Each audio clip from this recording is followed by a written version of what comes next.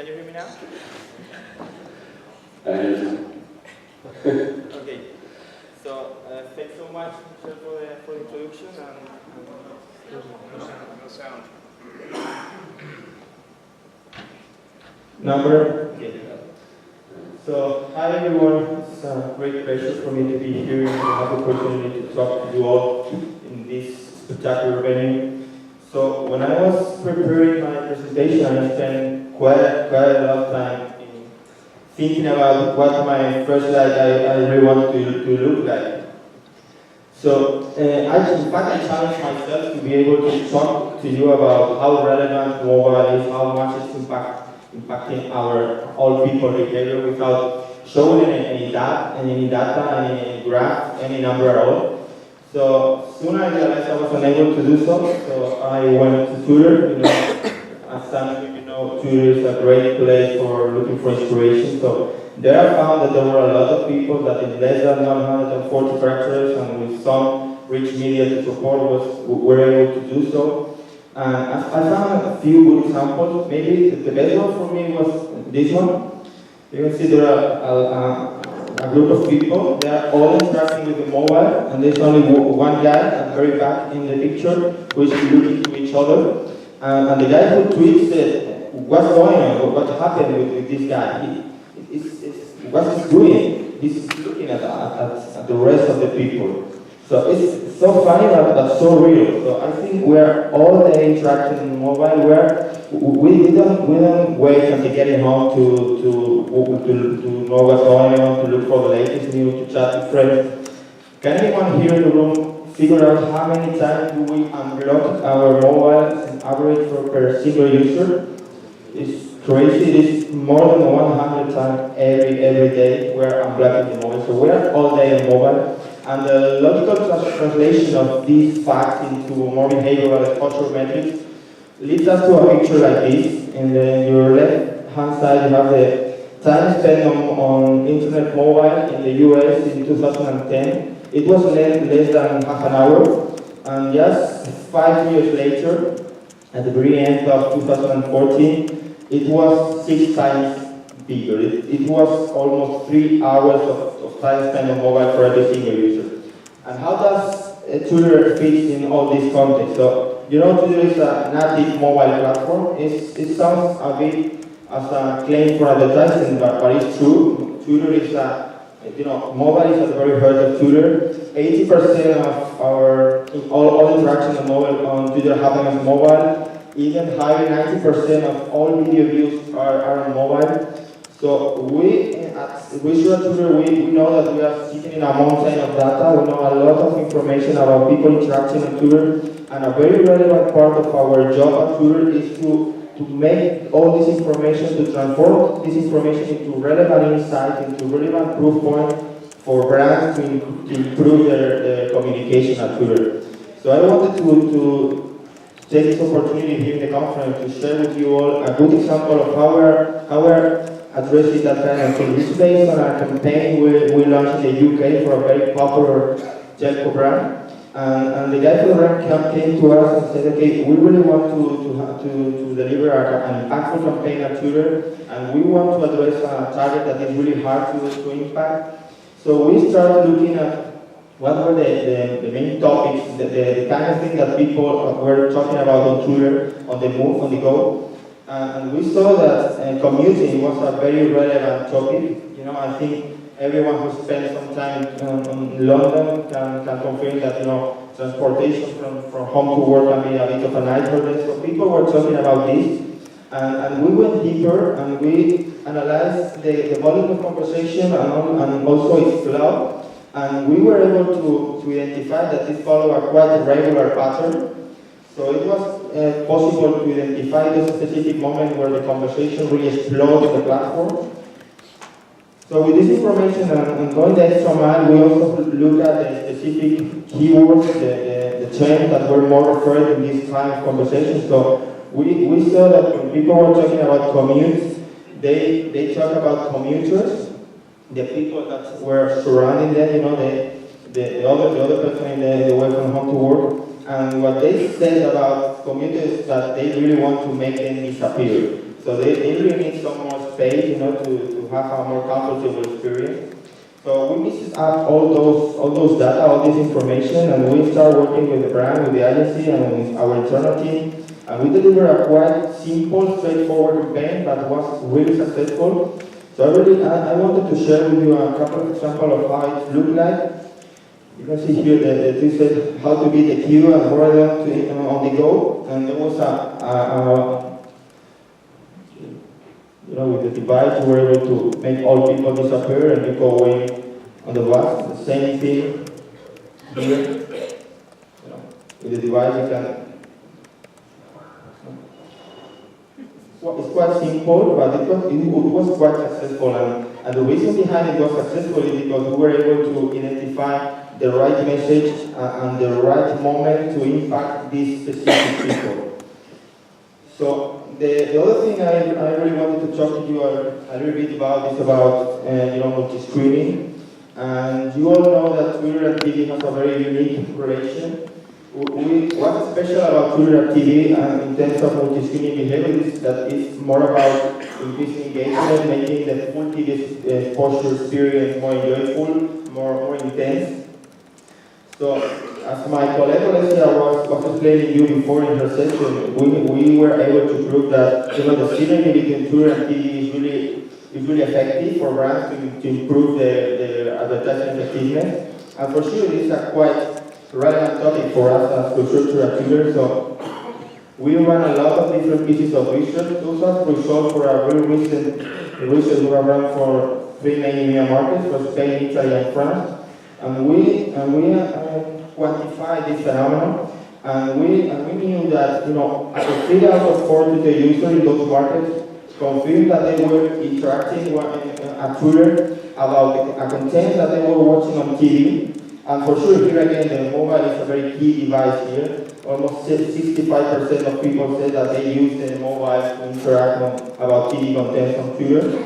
And as this behavior is getting more and more popular, we are seeing that in different markets we have now in place official rating for social TV from North America to Latin to a lot of different markets in EMEA, also in countries such as Japan and Australia. So for sure there is a lot of things to do to improve that kind of message, but I think it's a really relevant first stage to allow brands to improve their communication and to gain advantage of this new kind of behavior.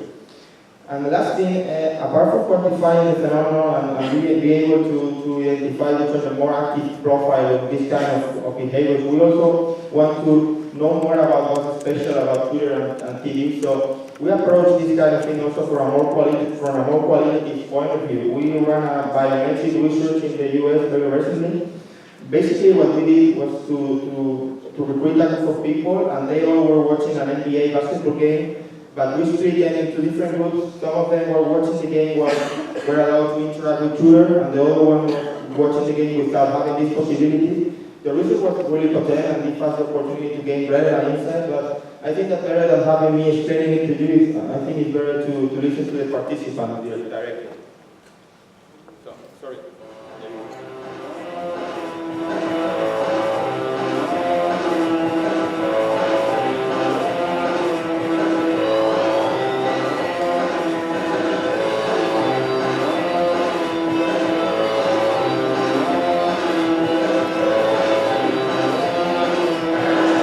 During the game, I used Twitter to check what my friends were saying if there's anything going on. I was primarily using Twitter for looking at updates about the game, looking at things that were trending about the game. When I was using Twitter, I was using it to check updates on the game that might have been talked about from the announcers. If I follow an athlete or celebrity, asking who they're rooting for versus friends, if there's a bad call or something memorable in the game, discuss my opinion of that call or something like that. It was tough. I mean, for me, for both of us, we use our phone all the time. We're always on it, socially connected, especially with Twitter. So it's a lot more enjoyable, interacting, you feel like you're a lot more part of it. There's just a lot I wanted to kind of talk about in the middle of it. I'm just used to having it, and addicted to my phone, I guess you would say. During the game, I was checking my tweets, but I was also writing about how I felt and what was going on. I was tempted to use my phone. every 10 minutes. Yeah. When Barbie lost her lead and UConn came back, all of a sudden there was a lot trending. And that was when I actually started tweeting as well, my frustrations about Florida losing their lead. I was primarily using Twitter so I could highlight the fact that UConn played a pretty good game on Florida. I thought that was intention. So it was kind of like being handcuffed, not being able to do it. It was a little difficult, but I was able to adjust. My feed, the most thing that stuck out was a couple of dunks that happened that kind of shook everybody up. That wasn't too much a game, but like another one like all these and tweeted by Scott's Olax and then it's like talking Scott's Olax, you know. It's always better with people and that interaction on the Twitter, and people you know who are going to be funny, might quote what they're going to say, and some other people that, broke the clock right twice a day, so they come out with a gem here and there. That's pretty fun too. You miss the whole real-time part of what Twitter is. I think it's very important this day and age, just with people living across the country, across the world, and friends. So it's very good to network. That's much easier than it used to be. We just like to be connected in every sort of way at all times. People our age specifically are just obsessed with their phones. Everyone else is sharing, posting, texting. You don't want to miss that But I feel like you almost feel like caught up to date. Like we didn't have anything on us for the past 3.5, 4 hours. I feel like I missed a lot. Even though I didn't, clearly, but I feel like I did. So if you don't want to miss anything, don't worry. Thank you so much.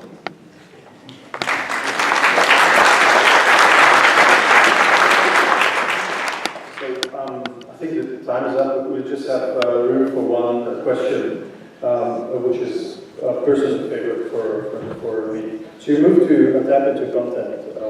It was, evident, but a smart one through the Twitter amplifier. And in a world where broadcasters and content creators are forced to reinvent themselves constantly, why is it their content that is still playing an important role for companies like Twitter? This is a very good question. I think that it's all about content. When I was explaining before that Twitter gives a brand the opportunity to include good content in a very relevant platform when people are engaging a lot and people are interacting quite often. But for sure, content is the very key thing. And in this sense, we at Twitter are launching a lot of new features to allow even users to upload really easily relevant content on the platform. Really recently we have launched Periscope, that is a video stream feature, and it's just in the first 10 days it got to 1 million users worldwide, and there are coming a lot of new possibilities for video on Twitter. I think that video on Twitter should become really relevant in the very next month. So we are launching a lot of new possibilities for the platform, but always keeping in mind that good content is what really makes things relevant. So we've got 40 seconds left. So how things are going for Twitter, and what's coming up? What makes you excited? I think that one of the main things on Twitter, and for sure it's a big challenge for us as the future, is that there is a lot of innovation in the company. So there is a lot of products coming up. There is a lot of different ways to make the platform more useful and more impactful. So we as the future have to develop different ways to measure the impact of these new things. So it's a really relevant and interesting challenge for all of us that are working in Twitter. Okay, great. I think we're out of time. Thanks a lot for these insights. Everyone's tired of being bombarded with irrelevant messages in terms of marketing messages. My 7-year-old, when he's playing on his iPad, dodges marketing messages as they're coming into it. It's the same on YouTube, and he's doing that at the same time as he's watching TV, he's dodging the ads on TV as well. And as more advertising gets more sophisticated, and marketers want more and more of our information, we're starting to give away our email address, they want our iPad, date of birth, they want to know what we're watching on TV, they want to know what we're talking about on Twitter, they want to know what we're talking about on Facebook, and now they're after our information in terms of our GPS location, so they know physically where we are when we're doing all these little things. consumers are getting increasingly concerned around the amount of data that businesses, marketers hold on them and what's actually taking place with that.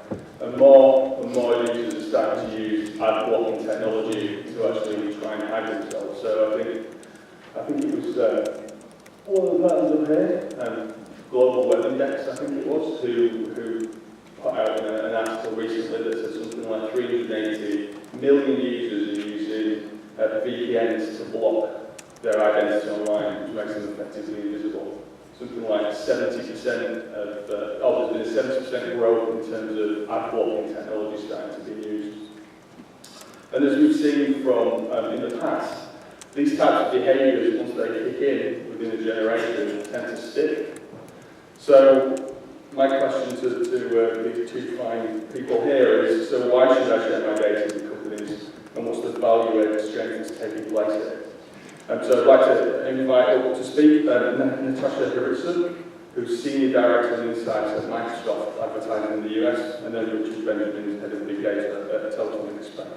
Over to you. Looks like I went first, okay. So I'm going to use the handheld, okay? I've got a loud voice anyway, so like Mel Heavy. So today I'm very ambitiously going to take 2 global studies, mash them up and present them back to you in 7 minutes. But you know how it goes with consumer insights research. I guess I did it quicker as well.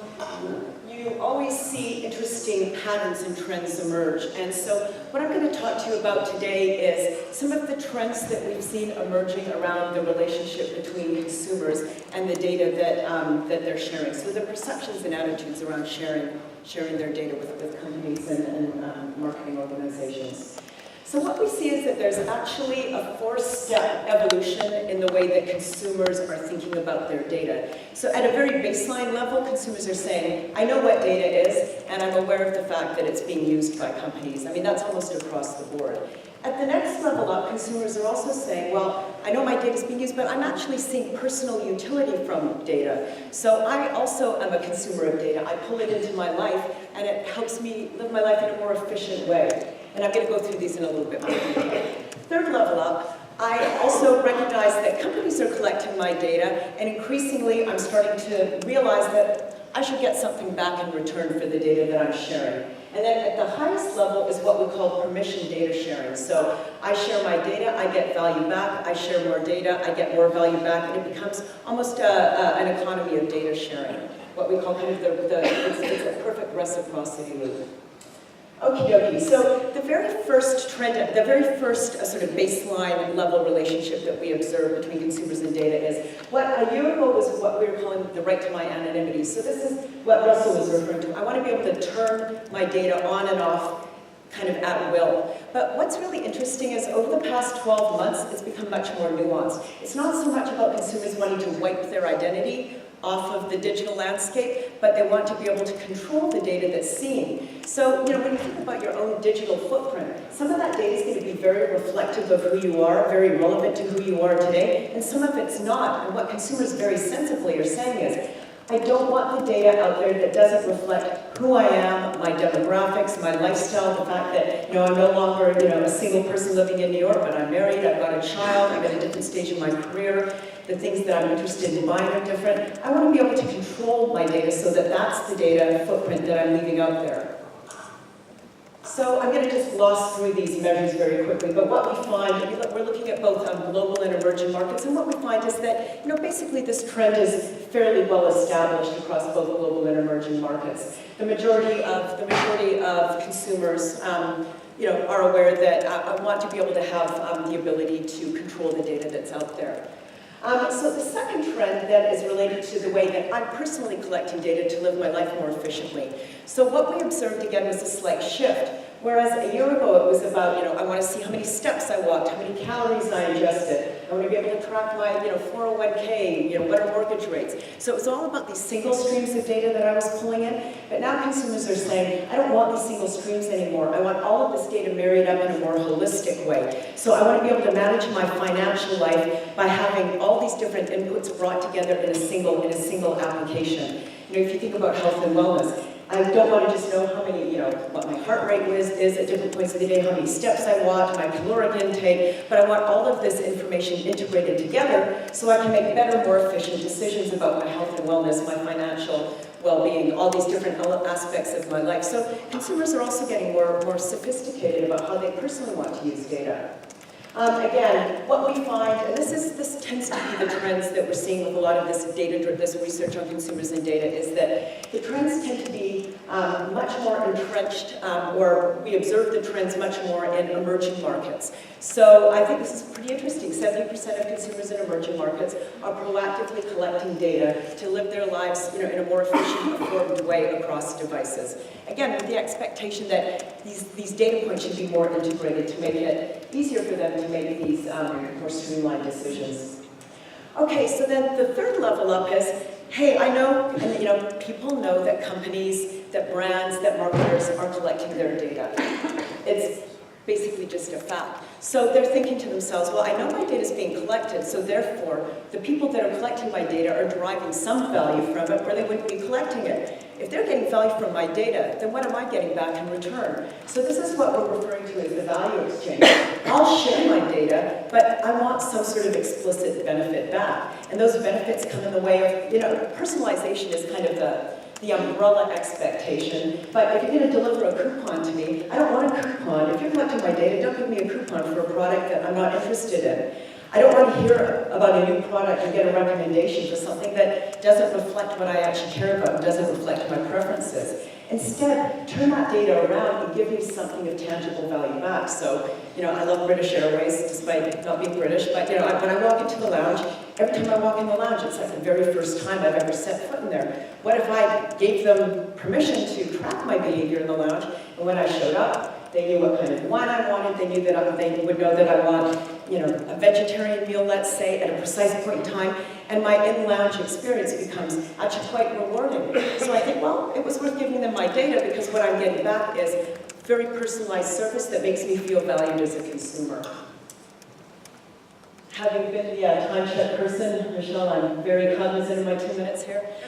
So what we're seeing actually in both local and emerging markets is that consumers are aware that their data is being used in a way that values companies and marketers, and we've talked a lot about this over the past 2 days. We're getting a ton of value from consumers' data. But what consumers are saying is, I don't know how to communicate my expectations around the reciprocity. So, I think actually what this flags up from a Microsoft perspective, what we're thinking a lot about is, why can't we be much more explicit about how we're using our consumers' data, but then also get very explicit about what we're giving back to them? I mean, this is just sort of a basic, cycle of communication, or give consumers a choice. These are the sorts of, these are the bits of data that we're using, but because of it, you're getting free email, or you're getting, much more personalized marketing, or you're getting offers on things that you actually want to buy. So what consumers are looking for is communication back from the brands and companies around the value that's being driven back to them. So, we did, this is kind of the second study that I was referring to. So you can see the numbers are actually pretty big. People are willing to share information about site visits, gender, preferences, activities, information on things they own, if they get back more personalized services or offerings. So when that benefit is made very tangible and clear to them.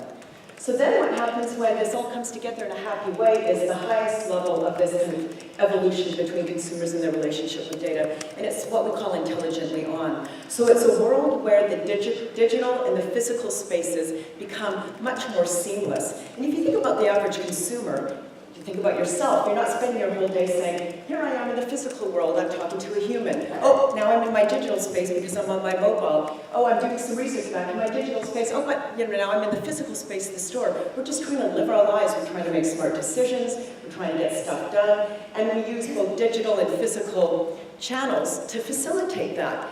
And oftentimes the friction between those two spaces is that we don't have the data that enables us to drive that seamlessness. So imagine a world where consumers are very clear on what the reciprocal benefits of sharing their data are, and so they start to share it proactively, then what that empowers us to do is to drive those benefits back in a very seamless way, and eventually you get to this, what we call data sharing universe, where people are starting to move between the digital and the physical spaces with sort of seamless interactivity, because data is enabling them to, the data and the different offers and things that we're providing to them are enabling a much more seamless level of interaction. So I'm going to dive through the key measures here. You can see that once again emerging markets are much more sort of in this space where they're starting to clock that there could be some sort of reciprocity, so they're willing to share more. So I'm just going to end it very swiftly on my 3 key takeaways here, 3 key points. Transparency is really overlooked in the world of data. Why can't we just be clear to consumers about the fact that we're using their data, but also give them the opportunity to manage their digital footprint? All that gives us back in return is more precision and clarity around the data that we're actually using. Have consumers manage the data assets to some extent. And again, be very clear about what you're giving back to consumers. Once you start to establish the reciprocity, consumers will ultimately be willing to share more data back, and then you can start to actually drive more personalized offers, more personalized services. You get more data back in return, and you get this virtuous cycle of data sharing that really does start to enable us to have that seamlessness between the digital and the physical spaces. So, you know, there's sort of a happy ending here. Consumers are willing to share, but we need to take some responsibility upon ourselves around being much more explicit with consumers around data usage and the benefits.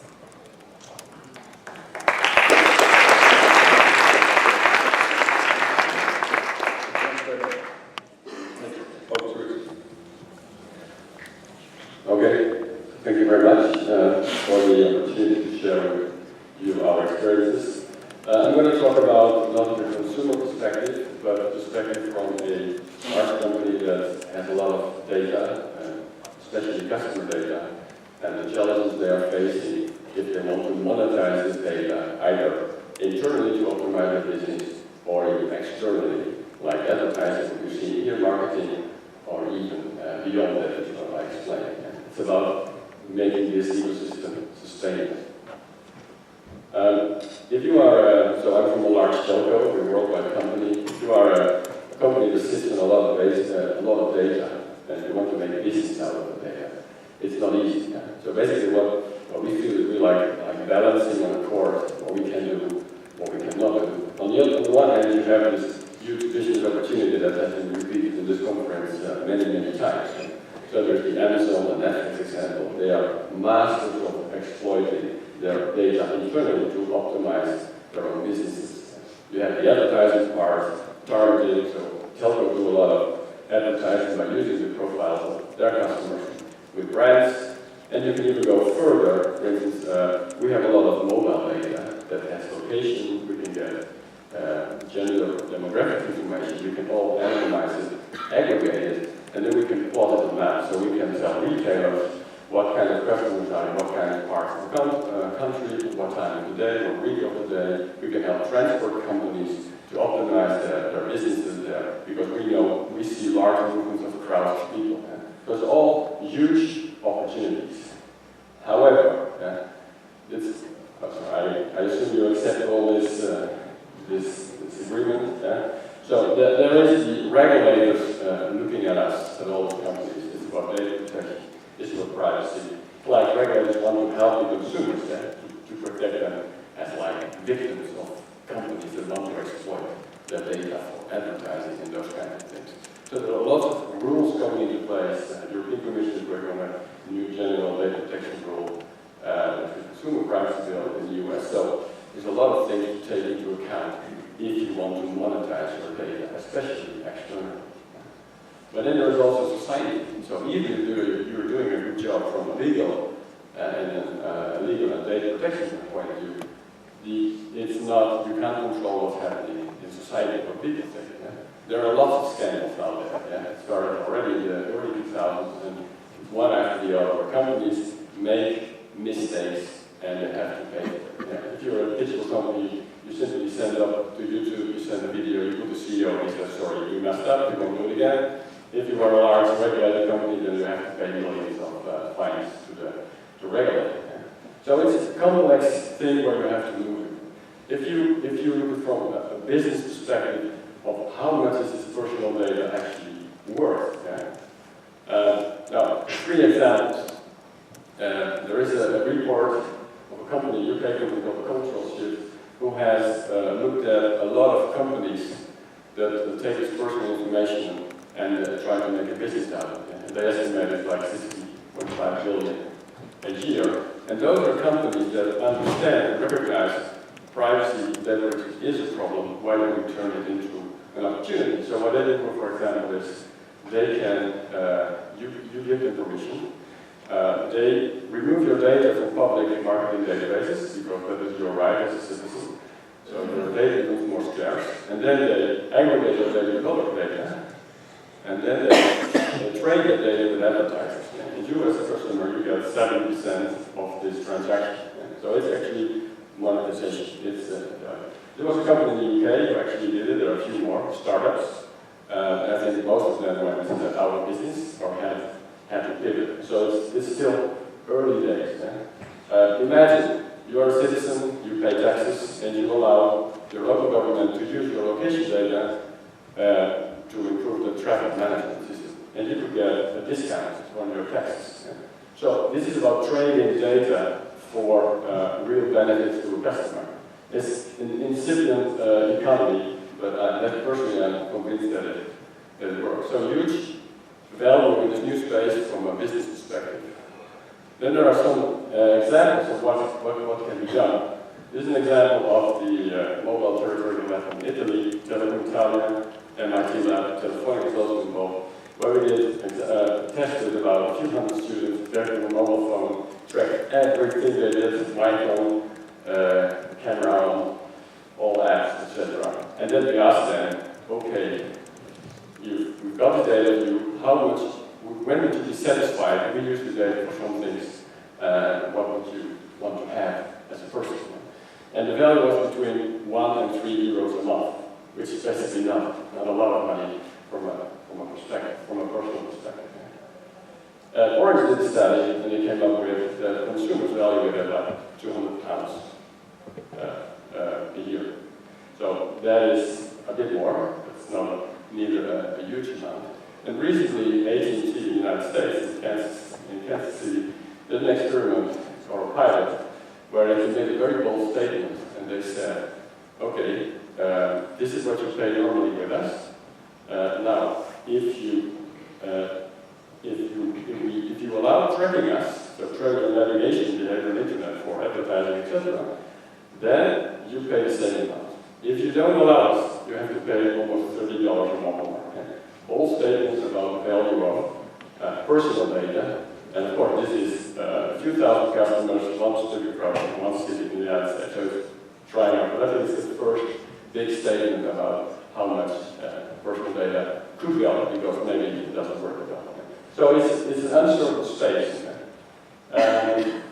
So how can we get sustainability in this ecosystem? And we think that what you have to do is put the customer in the value chain. It's not about just free things on the internet and then there's advertising and that's the value chain. No, it's about putting the customer explicitly in the loop and getting them involved in the whole process and getting them also value for it. So it's a bit similar to the user insight. So where I think we are today is that people largely are unaware of what's going on. They put their head in the sand, it might happen something, but actually I don't know. 95% of the people, 5% are very, very aware. And what we are going to is this trade-off between, hey, I'm using a service, maybe for free, I give my data, and there is value exchange. Gmail is an example. All of those digital services is about that. But we think it's not enough, because a value exchange is something I prefer not to, hey, I want a service, so I do it. What you should go to is to a trusted relation where companies actually say, happens to everybody, where companies actually say, or customers say, okay, here is my data, I trust you, and do whatever you think you should do with the data to improve my life. then you have a real data system. You have the customer in the loop, you have all the consent and the opt-ins you need, so there is no issue of data protection. Okay. So there are a few elements that are relevant here. It's about individual aggregated analyzed data. It's about customer consent, explicit opt-in and out. They're all evolving concepts, and if you're legally okay, it doesn't mean that you are society-wise okay. I like to think about the metaphor of a bank. So we put our money in the bank, we trust the bank, they treat it well, they aggregate with other people's money, they invest, you get some return. Imagine you put your personal data in the bank, you trust the gatekeeper of this bank, and you allow the bank to aggregate it, sell it to it. You can actually transfer your data to some other person, you get a benefit of it. So it's a different concept of how it works, which is put the customer in the loop. And one last thing before I end this, we're going to use, there's this new initiative called Data Transparency Lab. It's an open community, anybody can join, between MIT, Mozilla, Telefonica is involved, Open Data Institute of the UK is involved. If you're involved in an organization, please feel free to join.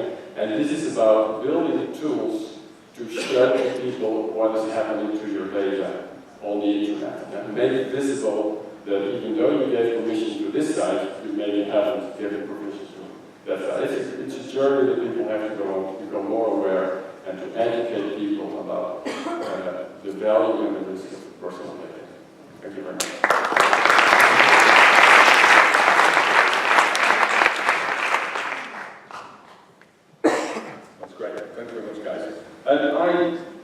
Natasha, you raised some really interesting points around emerging markets and people are collecting their own data.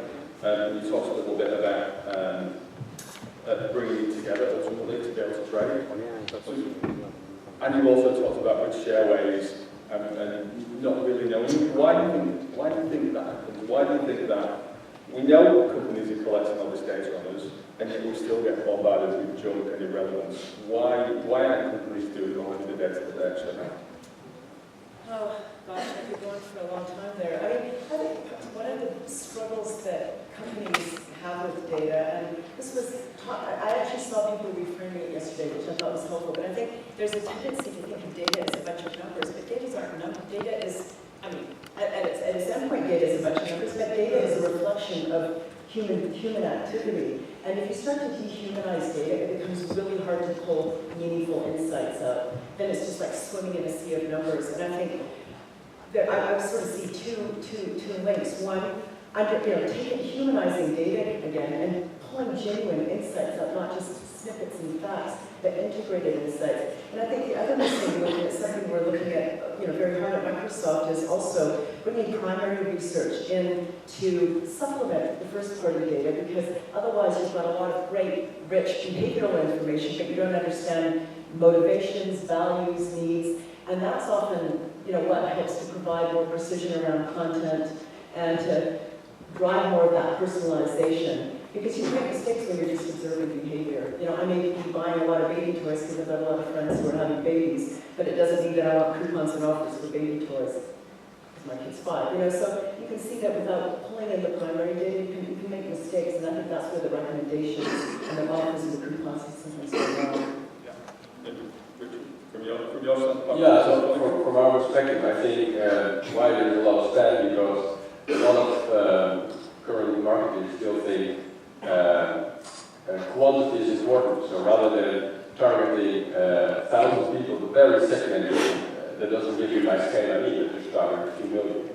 That is one thing that allows, that leads to spending. And I forgot the other thing. And both of you are in data. Can you talk a little bit? Both of you have your arms absolutely up to date in data. Can you talk a little bit about why that's difficult? So you raised some points just then about the fact that there's lots of data and they're using it. Well, why aren't they?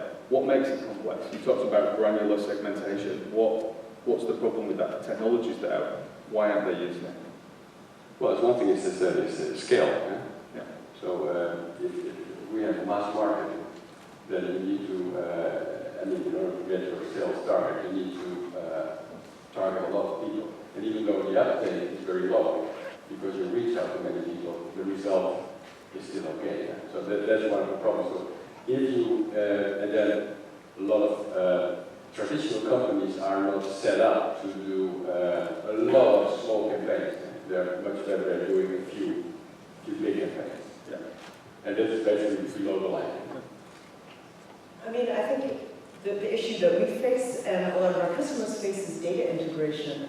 I mean, you know, they'll come to us and say, yeah, we're interested in your data, but we don't just want the tap turned on because we've got 5 or 6 different discrete data sources, not to mention syndicated data, no, about your economy data, you know, there's so much data, and so I think there's an issue around data integration and pulling together the right data sources so that you can drive more of that 360 people understanding out of the data.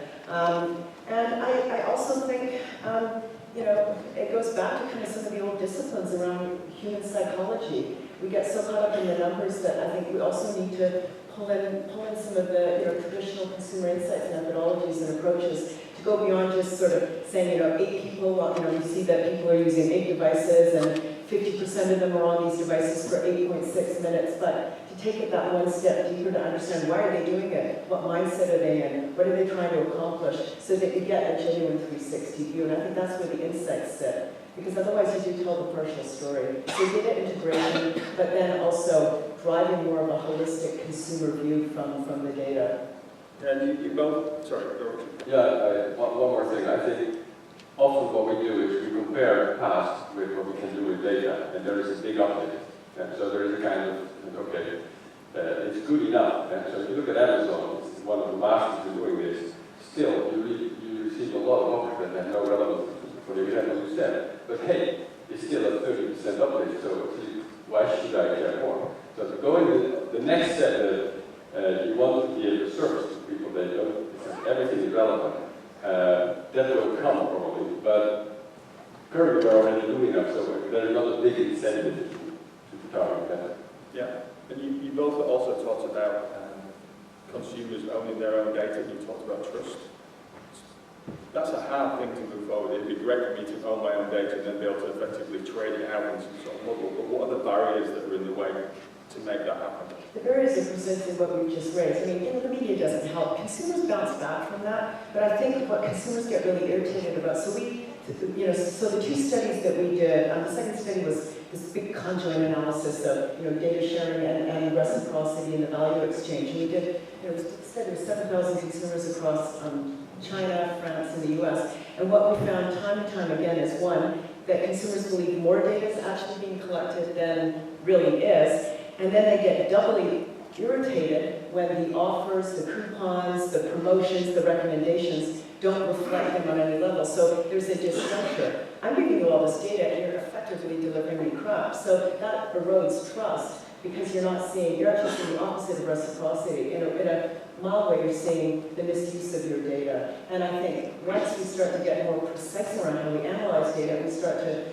drive that a very clear value exchange in the way that, you know, Richard also reiterated. Then when you start to see the benefits, you'll share more, which is more around the intelligent beyond space. And that's what builds the trust, when you start to see clear benefits. You trust that they're using your data in an appropriate, beneficial way, so you'll give more.